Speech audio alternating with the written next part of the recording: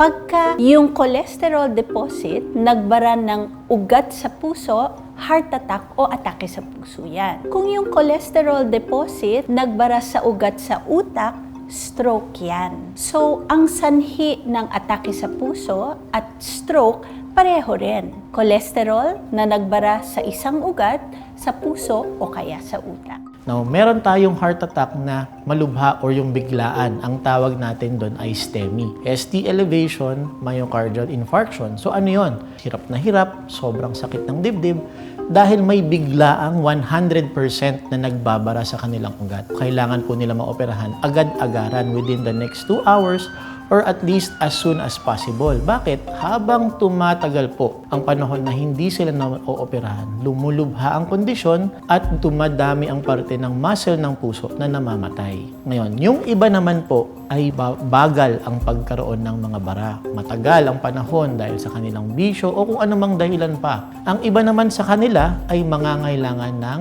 CABG or CABG. Coronary Artery Bypass Graft Surgery. Yung iba, tawag nila dito ay bypass. So, ang bypass, ibig sabihin, kukuha kami ng ugat sa legs, tapos, bago ng bara, maglalagay kami ng ugat, iba-bypass natin ngayon yung bara, at doon na ngayon dadaloy ang dugo. Parang nagre-route ka sa traffic.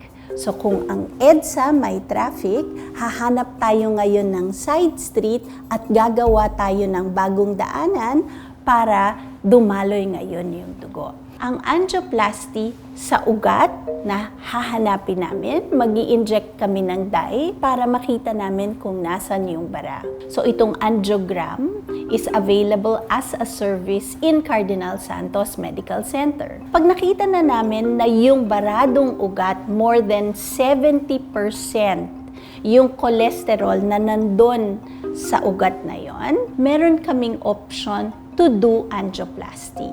Nag-iiwan kami ng stent or straw doon sa ugat na may baradong cholesterol.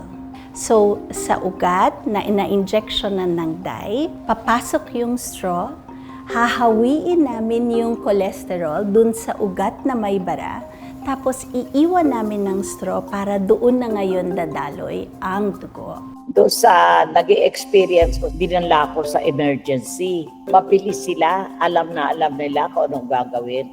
Kung may nararamdaman ka, antimanong sasabihin mo sa doktor na gano'n ang nararamdaman mo para ma-assess ka nila. After nung treatment ko, meron akong major lifestyle change. Hindi ako kumakain ng mga taba. And talagang definitely, tumigil ako sa pagsisigarilyo. Ang activities ko araw-araw, ngayon, treadmill ako, nagpa-bike, stationary bike, tsaka nag-exercise ako yung mga weights. Most important is for them, one, to continue to see their doctor regularly so that that second event is prevented. Two, to continue to take their maintenance medications.